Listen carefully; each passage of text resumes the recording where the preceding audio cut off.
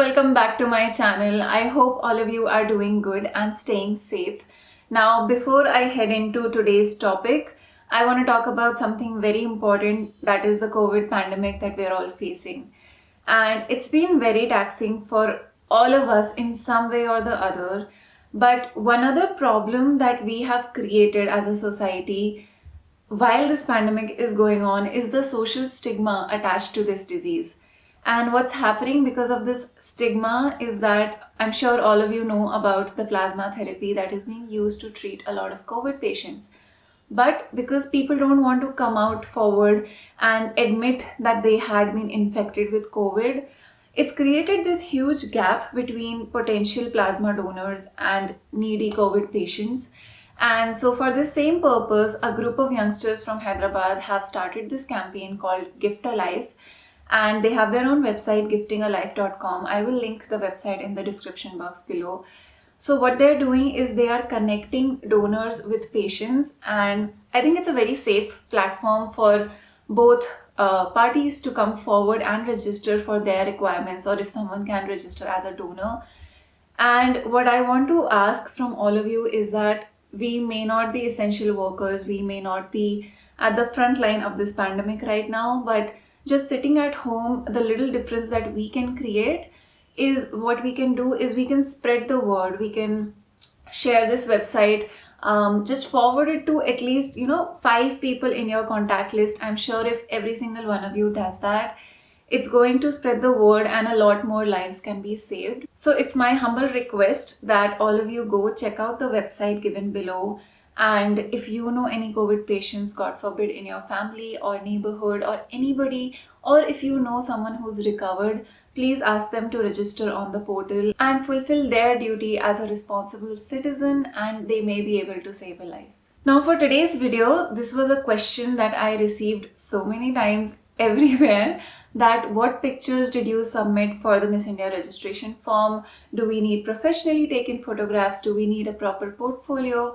And while it's not a very large topic to cover and discuss, but because it was so highly requested, I decided I'm going to be making a short video about it, and so I'll be answering all of those questions.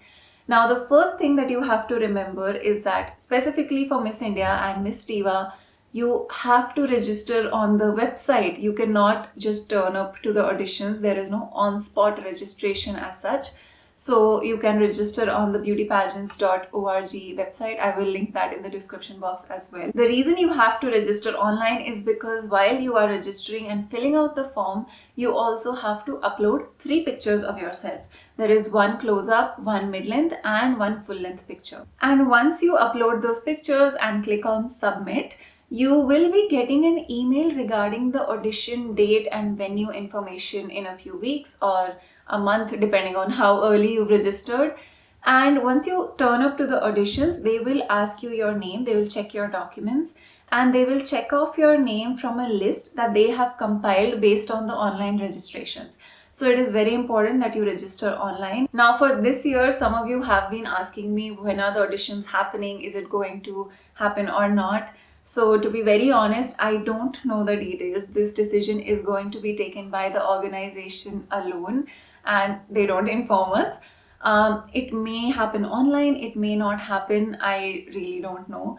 But that is not something that we can worry about. What we will focus on is preparing whenever that happens. The second thing that I want to mention is that the pictures that you will be submitting for the online registration form do not have to be professionally taken pictures.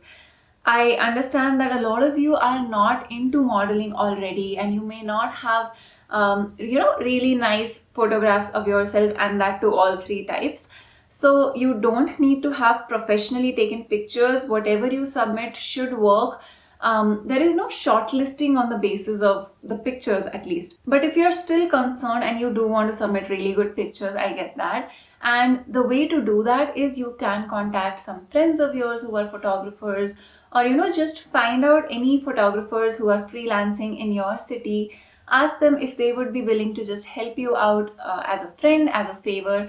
If not, you can pay them a small amount just for 3 pictures that you need to submit.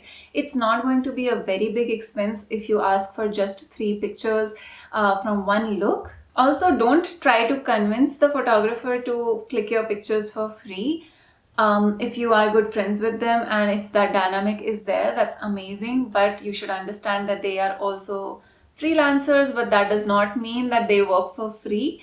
You should be paying and acknowledging the effort that someone is making, no matter what the profession is. Now, the next thing that I will be sharing with you guys is the pictures that I submitted. I know a lot of you have asked about that as well, and I understand that getting a look at the pictures that I submitted would definitely give you a better idea of what kind of pictures work. But even if your pictures are not the exact same and not as professional, it's still fine. I had these pictures because I had professional shoots for both times that I auditioned. In 2018, the first time that I auditioned, I had not gotten a proper professional portfolio shoot done for this purpose. I had only done 1 or 2 shoots by that time, and so I didn't have a lot of pictures, but I made sure to ask the photographers to click full length, mid length, and provide those pictures to me so that I can submit them for the registration form. So the first close-up picture that I had submitted was this professionally shot picture. It was the only close-up. Probably it should have been a tighter shot, but this is what I had submitted. The next mid-shot picture that I had submitted was this one in the orange shirt. And now it's not my favorite picture to submit, but at that time this was the only mid-length picture that I could find. And the next picture that I submitted for full length is this boho look. In fact, you can't even see me properly, but I just wanted them to get an idea of my height, and so that was the reason I submitted this picture. Now, you will see the difference in the pictures that I submitted in the 2019 audition, and then looking back, it felt like, what did I submit in 2018? But I still got to audition. That's what I'm trying to tell you guys. These pictures aren't amazing, but it didn't create any difference. I was still able to audition, and that is what is important. You just have to have any pictures. It's fine. They understand not everybody who comes is a model, is a professional model. There are girls who are students, there are girls who are dentists, doctors, engineers. You could be doing anything in life, and just because you want to audition for Miss India doesn't mean that you will have professional pictures. Now, for 2019 audition, I had better pictures because I had gone to Cocoberry. And so in the duration that I spent at Cocoberry, we do have a portfolio shoot separately. Now, I just want to mention here that you may have to spend an additional 3 to 5,000 considering the expenses of renting the outfit and also paying for the editing fee, apart from the, you could call it, tuition fee of Cocoberry. So the entire fee of Cocoberry does not include the expenses for the portfolio shoot. Those are separate. And once I had those pictures, it was taken by Priyank Nandwana. He was the official photographer for the Cocoberry batch when I was there. And so we had these pictures with the Cocoberry watermark on them. And the pictures that I submitted, this is the full length picture that I submitted. It is in the pink gown. And since I was a TGPC winner, so me, Garima and Diksha had a proper shoot with our crowns, and so this is the full length picture that was taken.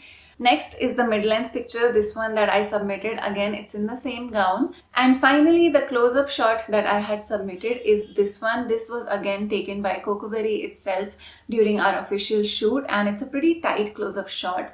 So you see the difference between the pictures that were submitted in the 2019 and 2018 auditions. But the reason that I did not get into the 2018 auditions had nothing to do with the pictures. It was solely my performance. And so I want you girls to worry less about that you don't have professional pictures or that you don't have a portfolio. It's fine, but don't forget to register online. And that's a wrap for this video, guys. I hope you guys enjoyed and found this video helpful. If you liked it, please do give it a thumbs up.